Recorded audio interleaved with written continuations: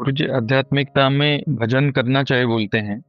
तो इसका गहरा गूढ़ रहस्य क्या है भजन का?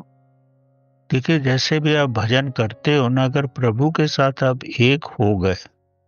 प्रभु के साथ एक होने का मकसद क्या है? आप अपनी आत्मा के साथ एक हो गए।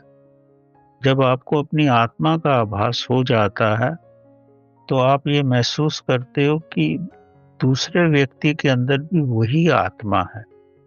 पौधे में भी वही आत्मा है और चट्टान में भी आत्मा है।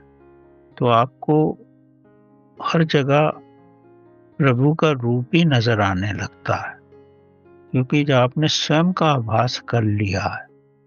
जब आप स्वयं की आत्मा के साथ होते हो तो आप स्वयं की ही पूजा करो, कहीं जाने की जरूरत ही नहीं है।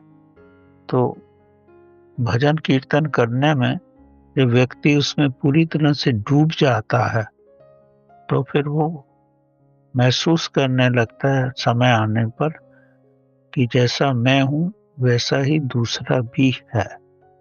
और जब ये महसूस करने लगता है तो भजन कीर्तन खुद ही शून्य हो जाता है और आप मौन की अवस्था में आ जाते हो। मौन की अवस्था ही शांत अवस्था है, वही सूक्ष्म अवस्था है। और अंत में आपको उसी श्रेणी में लेके आएगी जहां आपको आभास होगा कि सारा विश्व, सारा ब्रह्मांड और आप सब एक ही हैं। पद्धतियां अलग हैं शुरू में चलने की। अब समुंदर में कितनी ही लहरें निकलें, समुंदर तो एक ही है ना।